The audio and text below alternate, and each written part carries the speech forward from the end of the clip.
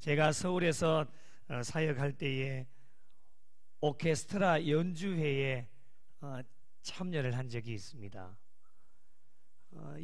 한 번의 연주회를 이제 풍성하게 만들기 위하여서는 많은 사람들이 협력을 하게 되어지는데 지휘자가 있습니다. 그리고 다양한 악기를 연주하는 사람들이 있고요. 그리고 또 화려한 조명이 있습니다. 또 악기 연주를 다 풍성하게 만들기 위하여서 웅장한 음향도 있고, 또 모든 이 연주회를 또 잘 섬기고 돕기 위해서 아주 많은 스태프들이 곳곳에서 포진해서 도와서 이 모든 것이 다 어우러져서 멋진 연주회를 만들어가게 되어집니다.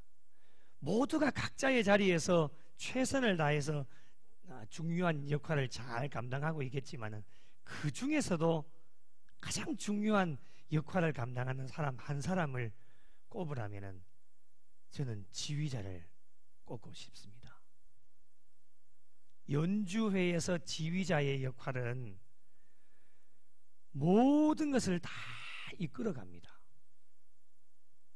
아주 다양한 악기들을 그 연주하는 연주의 소리도 들어야 되고, 또 조명이 적당한지, 또 음량도 사람들이 듣기에 소리가 참 좋은지, 모든 것을 다 듣고 체크를 해서 말 그대로 보면 지휘자 한 사람은 만능 엔터테이너가 되어야 합니다.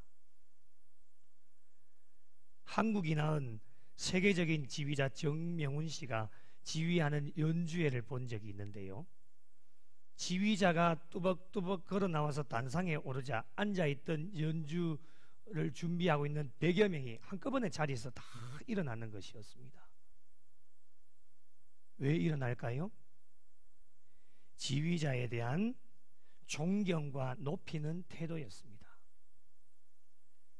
연주자들 중에는 나이가 20대에서부터 시작해서 나이가 조금 드신 60대까지 아주 다양한 연령층이 있었지만은 연주회 가운데는 나이가 그렇게 중요한 것이 아니었습니다. 나이가 많든지 적든지 중요한 것은 연주회는 지휘자의 손짓만 보고 모두가 다 움직여지기 때문입니다. 앞에 선 지휘자는 다양한 악기 소리를 듣게 되어지고 그 악기 소리를 하나로 묶어서 멋진 하모니를 만들어서 이 지휘자를 통해서 만들어진 이 하모니가 연주회에 참석한 청중들의 마음에 감동이 되어지고, 그리고 연주회가 다 끝나고 나면 모든 청중들이 다 일어나서 기립박수를 보내게 되어집니다. 이처럼 지휘자 한 사람의 역할이 얼마나 중요한지를 우리에게 말하고 있습니다. 저희들의 신앙의 삶도 저는 이와 같다고 생각합니다. 원론적으로 봤을 때에 우리 신앙인들에게 최고의 지휘자는 누구이십니까? 하나님이십니다. 하나님이 우리의 모든 삶을 통치하시고 다스리시고 인도해 가시는데, 하나님 혼자서도 모든 일들을 거뜬하게 해내실 수 있는 충분한 능력을 다 가지고 계시지만은, 때로는 하나님께서 성경의 역사를 보면 시대마다 지도자를 세우셔서 하나님의 귀한 사역들을 이끌어 가시는 것을 보게 되어집니다. 오늘날도 동일합니다. 이 땅에 모든 공동체는 지도자들이 다 세워져 있습니다. 한 나라를 봐도 대통령이 세워지게 하셔서 이 나라를 이끌어가게 합니다. 그런데 대통령 혼자서만 이끌어가느냐? 그렇지 않습니다. 각 부처를 둬서 지도자를 다 세워줘서, 또 이 나라의 지역들만 봐도, 이 구미 땅만 봐도 많은 지도자를 세우셔서 기관과 단체의 장들을 세우셔서 이 구미 지역을 이끌어가게 하고 나라를 다 이끌어가게 합니다. 하나님이 피로 값주고 세워주신 교회도 마찬가지입니다. 교회에도 지도자를 세워주셨고 담임 목사 혼자만 이끌어가는 것이 아닙니다. 교회에 모든 부서와 조직을 세우게 하셔서 그곳에 장들을 세우시고 지도자들 세워주셔서 하나님께서 주신 사명을 합력해서 선을 이루어가게 하십니다. 어떻게 보면 저와 여러분 모두가 하나님이 세우신 다 지도자들입니다. 이 지도자들의 역할이 무엇이겠습니까? 각자 다양한 사람들을 함께 모아서 조화를 잘 이루어갈 수 있도록 하는 것이 지도자의 역할인데, 특별히 하나님이 피로 값주고 세워주신 교회 공동체에 세워주신 지도자들의 역할은 남녀노소 빈부귀천 신분고하를 막론하고, 에베소서 4장 3절에 이런 말씀이 있습니다. 평안에 매는 줄로 성령이 하나 되게 하신 것을 힘써 지키라. 지도자의 역할은 성령이 하나 되게 하신 것이기 때문에 우리 모든 성도들 얼굴 생김새도 다르고 직업도 다양하고 신앙의 연륜도 다르고 모든 것이 다 다른 것을 성령님께서 하나로 모으게 하시는 것을 힘써 지키는 것이 지도자가 하는 역할입니다. 하나님께서는 이스라엘 백성들을 출애굽시키셔서 그냥 홀로 너 마음대로 너 뜻대로 한번 가나안 땅에 들어가 보라고 그렇게 내버려 두시지 않았습니다. 그들은 연약하고 부족한 백성이었기 때문에 하나님은 그들을 위하여 지도자를 세워주셨는데, 그 대표적인 인물이 누구냐? 모세입니다. 이스라엘 백성들을 위해서 여호와의 사자가 떨기나무 가운데로부터 나오는 불꽃 안에서 그에게 나타나셔서 모세를 불러주신 겁니다. 여러분, 이스라엘의 신정 역사에 보면 모든 소명은 하나님으로부터 주어지는 것이었습니다. 본인이 하고 싶다고 해서 되는 것이 아닙니다. 사람들의 손에 의해서 선출되어지는 것이 아니에요. 하나님으로부터 직접 소명을 받고 하나님이 친히 세워주신 인물들이 지도자로 세워졌습니다. 오늘 본문은 출애굽 이후에 40년 동안에 이스라엘을 지도한 모세의 죽음이 임박해지자 이 모세가 하나님 앞에 기도를 합니다. 이스라엘 백성들을 위해서 새로운 지도자를 세워주셔서 이 하나님의 백성, 선민인 이스라엘 백성들이 목자 없는 양과 같이 되지 않도록 지도자를 세워달라고 하나님 앞에 기도를 합니다. 모세가 하나님께 간청했던 이유가 무엇이겠습니까? 아무나 세워지면 안 되기 때문에 그렇습니다. 모세 자신도 하나님으로부터 소명을 받은 지도자였기 때문에 하나님으로부터 소명을 받은 지도자로 나 다음에 다른 사람을 세워주셔서 이 하나님의 백성들이 가나안 땅으로 들어가는 일에 부족함이 없도록 하나님 앞에 간구하게 되어진 겁니다. 이에 하나님께서는 모세의 기도를 들으시고 하나님의 직접적인 부르심과 사명을 부여해 주신 여호수아가 모세의 다음으로 지도자로 세움을 받게 됩니다. 여기서 궁금한 것이 하나 생겨납니다. 하나님의 귀한 사역을 위해 하나님이 지도자 한 사람을 세워주실 때에 과연 선택의 기준이 무엇일까? 궁금하지 않으십니까?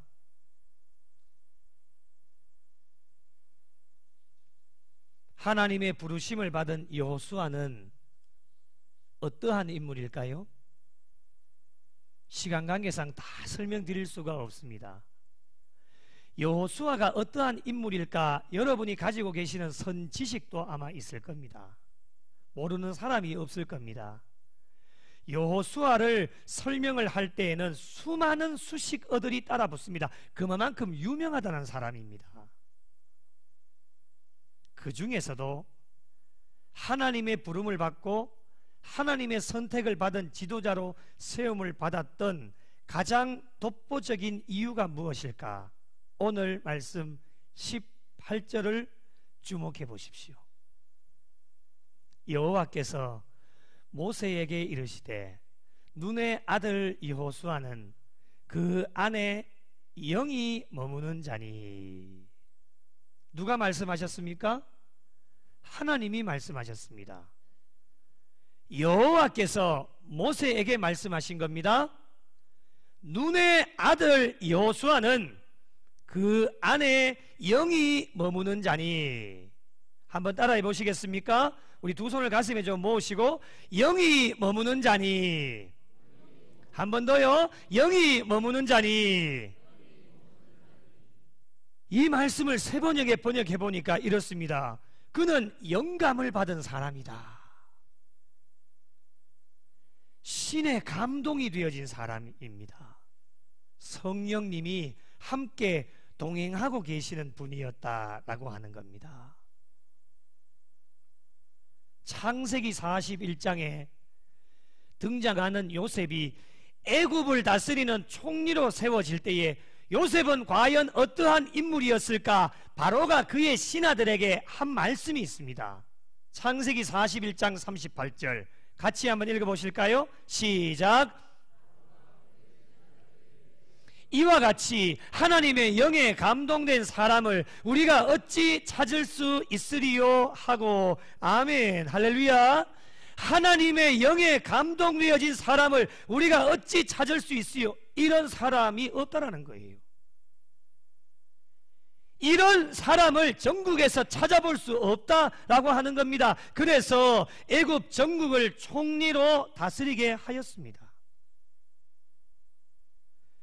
여호수아가 모세의 후계자로 지목을 받게 되어진 여러 가지 많은 수식어들이 있지만 하나님께 가장 돋보였던 것이 무엇이냐면 영이 머무는 자였습니다. 하나님의 부름을 받기 위해 어떠한 자격 조건을 갖추어야 하는지를 말씀해 주시는 구절이기도 합니다. 그리스도인으로 살아가는 일의 자격 조건, 하나님께서 쓰시는 사람으로 갖추어야 될 자격 조건, 부활 신앙으로 달려가는 자들에게 갖추어야 될 자격 조건, 앞으로 우리가 부활의 증인으로 달려가는 일에, 부활의 증인으로 달려가는 일에 갖추어야 될 자격 조건 1순위가 무엇이냐? 영이 머무는 자입니다. 오늘 말씀 22절을 보시면 모세가 여호와께서 자기에게 명령하신 대로 하여 여호수아를 데려다가 제사장 엘르아살과 온 회중 앞에 세우고 23절에 보시면 그에게 안수하여 여호수아를 후계자로 세우게 하셨습니다. 사랑하는 성도 여러분, 질문 한 가지를 드리겠습니다. 마음에 진실하게 답변해 보시면 좋겠습니다. 부활절 두 번째 주일을 맞이하는 여러분의 심령 가운데 하나님의 영이 머물고 계십니까?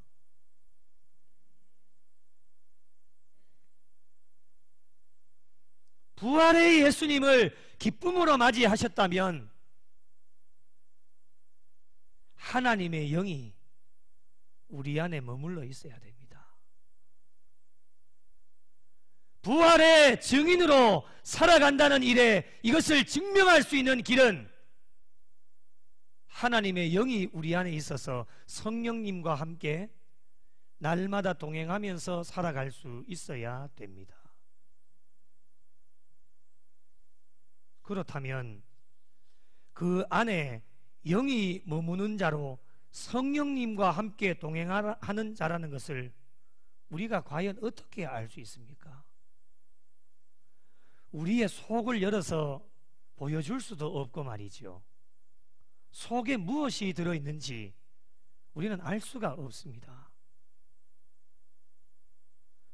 내 안에 영이 머물러 있어서 성령님과 함께 동행하는 자라고 하는 것을 우리가 어떻게 하나님 앞에서, 사람들 앞에서 보여줄 수가 있겠습니까? 마음속에 무엇이 있는가에 따라서 그대로 행동으로 표출되어지기 때문에 어떠한 삶을 살아가고 있는지를 보면은 그 안에 무엇이 머물러 있는지를 단번에 알게 되어집니다. 하나님께서 오늘 저와 여러분에게 명령하십니다.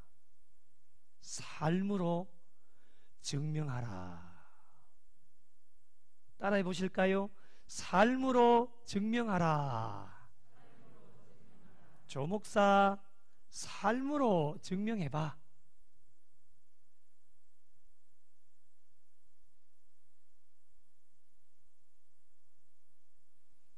오늘날 우리가 살고 있는 이 시대는 말만 무성한 시대를 살아가고 있어서 너무 안타깝습니다. 예수님 부활하셨습니다. 말뿐입니다. 부활 신앙으로 살아가겠습니다. 말뿐입니다. 부활의 증인으로 부활하신 예수님을 전하고 나누며 살겠습니다. 말뿐이에요. 이제 부활주일이 지나고 일주일이 지났습니다. 부활하신 예수님이 물건도 아니고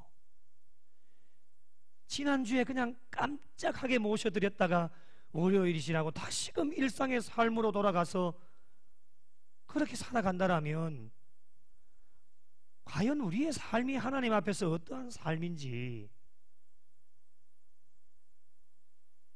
제가 일전에도 말씀을 드렸죠. 신앙생활 잘한다고 하는 것은요, 우리의 결단과 헌신이 길어져야 됩니다. 어디까지요?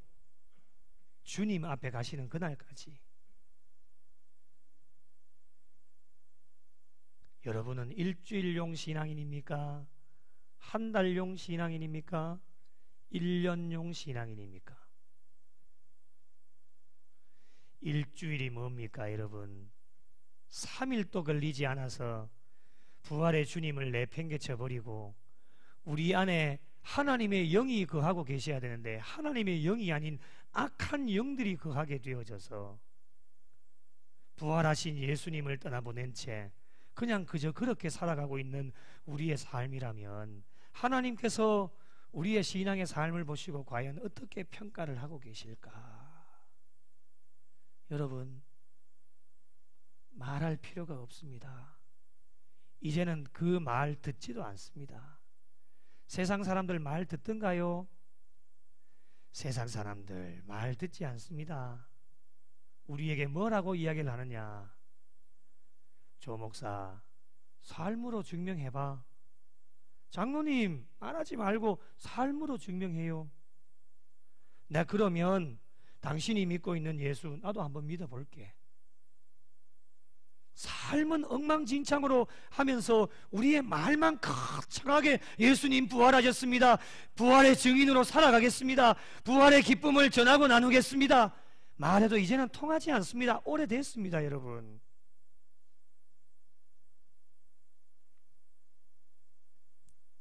어떠한 삶으로 증명을 해야 할까요? 오늘 말씀에 등장하는 그 안에 영이 머무는 자인 여호수아의 삶을 한번 살펴보면서 저와 여러분의 삶과 한번 비교를 해보시고 여호수아의 삶을 본받아서 이 시대에 저와 여러분은 여호수아로 살아가고 있기 때문에 하나님 주신 사명을 잘 감당해 나갈 수 있는 성도들이 되어지기를 간절히 소망해 봅니다. 첫째로 여호수아의 삶은 하나님의 말씀에 무조건적으로 순종하는 삶이었습니다. 이러한 삶이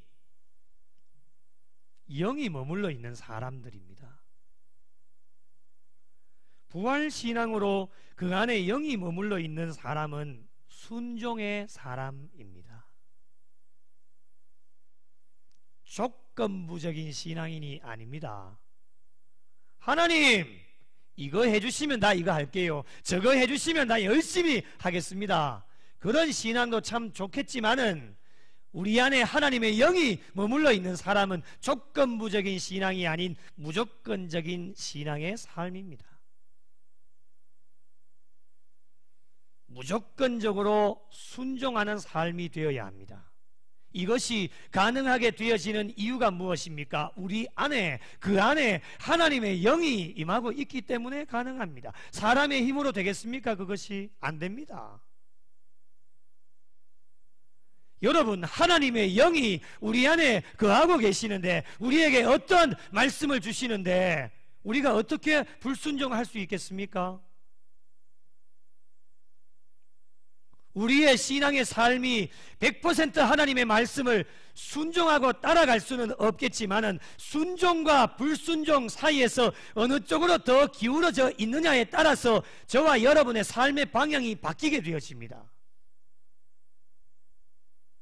불순종의 삶이 불쑥불쑥 계속해서 자주 드러나게 되어지면 하나님의 영이 나에게는 머물러 있지 않구나 라고 하는 신호이기 때문에 저와 여러분의 신앙의 삶을 점검해 보셔야 됩니다.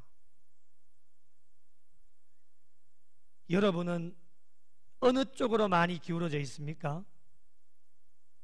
순종이십니까? 불순종이십니까? 지금 어느 쪽으로 많이 기울어져 있습니까? 여러분의 삶을 점검해 보시면 좋겠습니다. 둘째로, 여호수아의 삶은 강하고 담대한 믿음을 소유한 삶이었습니다. 여호수아가 강하고 담대할 수밖에 없었던 이유는 첫 번째로 말씀드렸던 것처럼 하나님이 주신 말씀을 믿었기 때문에 그렇습니다. 여호수아에게 여호수아 1장 7절에 분명 말씀하시지요. 함께 읽어보실까요? 시작. 오직 강하고 극히 담대하여 나의 종 모세가 내게 명령한 그 율법을 다 지켜 행하고 우로나 좌로나 치우치지 말라. 그리하면 어디로 가든지 형통하리니. 아멘. 할렐루야. 여호수아는 강하고 담대한 믿음을 소유했기 때문에 하나님의 말씀을 믿었습니다. 부활 신앙을 가지고 앞으로 펼쳐질 신앙의 여정 가운데 어떠한 풍랑과 어려움이 다가와도 우리 안에 하나님의 영이 머물고 계시기에 강하고 담대한 믿음을 소유하셔서 날마다 승리하실 수 있는 복된 성도들이 되시기를 예수님의 이름으로 간절히 축복합니다. 세 번째로, 여호수아의 삶은 긍정적인 신앙을 가지고 있는 삶이었습니다. 하나님의 영이 우리 가운데 머물러 있는 사람은 항상 긍정적으로 생각하고 항상 긍정적으로 말을 하고 항상 긍정적으로 행동을 하게 됩니다. 여호수아는 갈렙과 함께 가나안 땅을 정탐했던 사건 여러분 다 알고 계시지요. 12명의 사람이 똑같은 환경을 바라보고 왔는데 10명은 안 된답니다. 악평을 합니다. 부정적으로 보고를 합니다. 그런데 여호수아와 갈렙은 할 수 있다입니다. 민수기 14장 8절, 여호와께서 우리를 기뻐하시면 우리를 그 땅으로 인도하여 들이시고 그 땅을 우리에게 주시리라. 할렐루야. 그 땅을 주님이 기뻐하시면 그 땅을 우리에게 주실 수 있다. 여러분, 똑같은 환경을 봤습니다. 10명은 안 된대요. 그러나 여호수아와 갈렙은 하나님의 영이 그 10년 가운데 머물고 있었기 때문에 가능할 수 있다. 하나님이 기뻐하시면 그 땅을 우리에게 주실 거다. 민수기 14장 9절, 그들은 우리의 먹이라 밥이다 라고 표현하지요. 그들의 보호자는 그들에게서 떠났고 여호와는 우리와 함께 하시느니라. 할렐루야. 주님이 함께 하신다는 이 확신의 마음을 가지고 있으니까 할 수 있다는 거예요. 하나님의 영이 머물러 있는 자는 늘 할 수 있다라고 고백하는 사람들입니다. 어떤 어려움 속에서도 하면 된다, 해보자라고 사람들을 격려합니다. 여러분, 경제가 어렵고 살아가는 삶이 다 힘듭니다. 그럼에도 불구하고 우리가 다름은 하나님의 영이 우리 가운데 머물고 있으시기 때문에 교회 안에서나 바깥 세상에서도 죽어가는 많은 사람들, 힘들다고 아우성치는 사람들에게 우리가 할 수 있는 일이 무엇이겠습니까? 괜찮아, 할 수 있어, 한번 해보자, 하면 된다. 서로 격려하고 칭찬하는 사람이 누구냐? 하나님의 영이 머물고 있는 사람들입니다. 그러면 잘 되는 겁니다. 여러분, 네가 어디로 가든지 형통하리니. 하나님의 하나님이 함께 하시는데 그 무엇이 걱정이란 말입니까? 여러분, 여러분의 삶은 어떠십니까? 스스로를 한번 돌아보시고 혹시라도 믿는 사람이나 믿지 않는 사람들이 나를 어떻게 평가하고 있는지를 한번 잘 들어보십시오. 나를 긍정적인 사람으로 평가하고 있다라면 여러분의 심령 가운데는 하나님의 영이 머물고 있는 사람이다라고 하는 증거입니다. 그런데 우리의 삶을 뒤돌아보고 다른 사람들이 나를 평가할 때에 저 사람은 너무 부정적이야 라고 평가하면 우리 안에 하나님의 영이 머물러 있지 않다라고 하는 증거입니다. 우리의 남은 여생 부활 신앙으로 계속해서 달려가셔야 될 텐데 우리 안에 하나님의 영이 머물러 있는 자로 모든 일에 긍정적인 신앙인들이 되게 하셔서 하나님 앞에 날마다 영광 돌리고 하나님을 기쁘시게 해드리실 수 있는 복된 성도들이 되시기를 예수님의 이름으로 간절히 축복합니다. 네 번째로 여호수아의 삶은 하나님께서 주신 사역에 충성스러운 일꾼의 삶이었습니다. 그 안에 영이 머물러 있는 자, 그 안에 성령님이 함께 하시는 자는 고린도전서 4장 2절 말씀처럼 맡은 자들에게 구할 것은 무엇입니까? 충성이니라. 무슨 일을 맡겨주시더라도 맡겨주신 일에 충성을 다하는 자들이 그 안에 하나님의 영이 머물고 있는 자들입니다. 사람 눈치 보지 않습니다. 그렇다고 무시하라는 말씀도 아닙니다. 하나님의 영이 머물러 있는 사람들은 맡겨진 모든 일에 합력하여 선을 이루어가는 사람들인데요, 신전의식과 코람데오의 신앙을 가지고 있는 사람들입니다.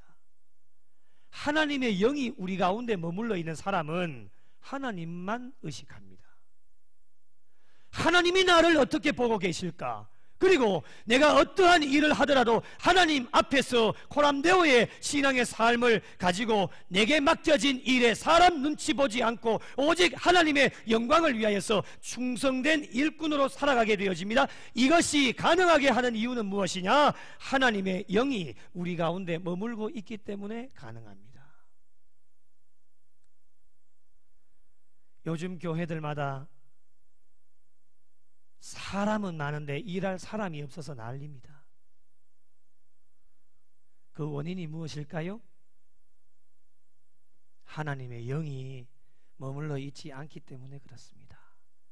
다 각자에게 주어진 직분과 직책에 따라서 다 맡겨주신 사명이 있습니다. 나는 직분 안 받았는데요. 여러분, 직분이 없어도 하나님 앞에서 보면 우리는 다 성도입니다. 성도. 성도에게 맡겨주신 사명이 무엇입니까? 복음 전하라는 사명 주셨지 않습니까? 이웃을 사랑하라는 사명 주셨지 않습니까? 그 맡겨진 사명 잘 감당하는 일에 최선을 다해야 되는데 이 핑계대고 저 핑계대고 이거 바쁘다 저거 바쁘다. 바쁘게 사는 거 참 좋습니다. 그러나 하나님의 영이 머물러 있다라면 내게 무슨 일이 맡겨주시더라도 그 맡겨진 일에 최선을 다해 달려나가는 사람이 하나님의 영이 머물러 있는 사람들입니다.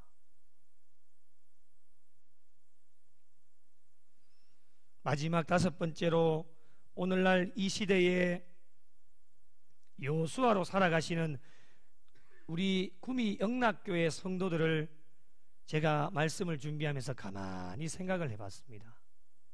한 분 한 분 전산의 기역자부터 시작해서 마지막 희역자까지 쫙 스크롤을 쭉 내리면서 이름 보면 얼굴 옆에 다 나오니까 쫙 내리면서 이렇게 봤는데 제 마음에 감동이 있습니다.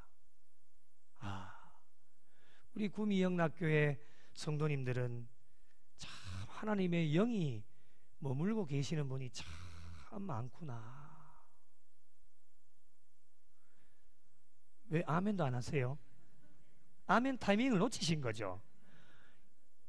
이렇게 내가 했는데 이 흐름이 끊기면 안 됩니다. 여러분 좀 제때 좀 아멘 좀 해주세요. 또 감정을 잡아야 되겠죠. 스크롤을 내리면서 우리 구미 영락교회 성도들 이름 보고 얼굴을 이렇게 바라봤더니 하나님의 영이 머물고 계시는 분들이 참 많더라고요. 진짜예요. 참 어떤 분들을 보면 이렇게 스크롤 내려가다가 멈추는 분이 계세요. 야, 이분은 정말 내가 본받고 싶은 사람이다. 주의 일을 할 때 사람 눈치 보지 않고 사람이 알아주든지 안 알아주든지 내게 맡겨진 일도 아닌데 하나님의 귀한 일들을 감당하고 있는 분들 보면 참 귀하다, 귀해. 이 조국 대한민국에 이런 사람이 있겠나? 역시 우리 구미 영락교회밖에 없다. 우리 구미 영락교회밖에 없습니다. 또 이렇게 내려가다 보면 또 멈춰집니다. 진짜 이분은 최고다, 최고. 세계적으로 최고다, 세계적으로 진짜. 에? 세계적으로. 이런 분이 없다, 이런 분이. 에? 이런 분이 어디 있냐는 거예요. 그 이유가 무엇일까? 여러분, 사람의 힘으로 되겠습니까? 누가 시킨다고 그거 할 수 있겠습니까? 하나님의 영이, 그 안에 영이 머물러 있기 때문에, 성령님이 늘 머물러 계셔서 동행하고 계시기 때문에 그런 일들을 감당할 수 있다라고 하는 겁니다. 여러분, 그 안에 영이 머물러 있는 우리 구미 영락교회 성도들의 특징이 무엇일까? 제가 말씀을 준비하면서 감동이 와서 제가 준비를 좀 해봤는데요. 제가 말씀을 드리면 여러분 크게 아멘으로 화답을 해주시면 좋겠습니다. 아시겠죠? 아시겠죠? 젖먹던 힘까지 다해서 아멘을 좀 크게 해주시면 좋겠고, 이것이 나의 삶이 아닌데 라고 생각하는 분들도 우리가 아멘 하는 것은 이렇게 될 줄로 믿습니다 라고 하는 마음으로 아멘 하는 것이니까, 우리 하나님의 영이 머물러 있는 우리 구미 영락교회 성도들의 특징이 무엇일까? 지금 전 세계로 방송이 나가고 있습니다. 자, 구미 영락교회 자랑을 한번 하도록 하겠습니다. 아멘 하실 준비 되셨죠? 예, 하겠습니다. 항상 기뻐하는 성도들입니다. 쉬지 않고 기도하는 자들입니다. 범사에 감사하는 자들입니다. 서로 사랑하는 자들입니다. 겸손한 자들입니다. 섬기는 자들입니다. 하나님의 영이 머물러 계시는 우리 성도들, 이러한 교회가 되시고 이러한 성도가 되시기를 예수님의 이름으로 축복합니다. 사랑하는 성도 여러분, 부족하고 연약하지만 우리는 앞으로 계속해서 부활 신앙을 가지고 달려가셔야 됩니다. 주님 오시는 그날까지, 저 천국에 가는 그 순간까지 달려가는 신앙의 여정 가운데 저와 여러분에게 있는 이 부활 신앙이 진짜인지 가짜인지 하나님은 늘 점검하며 나가십니다. 점검하실 때에 부활 신앙이 진짜임을 증명할 수 있는 길은 많은 말이 필요 없습니다. 하나님은 오늘 또 이 예배 시간에 저와 여러분에게 명령하십니다. 구미 영락교회여, 성도들이여, 삶으로 증명하라. 남은 여생 하나님의 귀한 일들을 위해서 하나님 사역을 위해 불러주실 텐데, 그 안에 영이 머무는 자인 여호수아처럼 하나님의 영으로 충만한 자들이 되셔서 이 시대의 귀한 사명을 위하여 달려가시는 여호수아로 말씀에 순종하고 어떠한 어려움이 있어도 강하고 담대한 믿음의 소유자로 긍정적인 신앙을 가지고 달려가셔서 어떠한 일을 맡기시더라도 충성된 종으로 기뻐하고 기도하고 범사에 감사하며 사랑하고 겸손하게 섬김의 삶을 살아내셔서 부활 신앙으로 하나님 앞에 조금도 부끄럽지 않는 신앙의 삶으로 그 안에 영이 머무는 자로 하나님께 계속해서 칭찬받을 수 있는 성도들이 되셔서 하나님께 영광 올려드리고 하나님을 기쁘시게 해드리실 수 있는 우리 구미 영락교회와 속하여진 모든 성도들이 되시기를 예수님의 이름으로 간절히 축원합니다.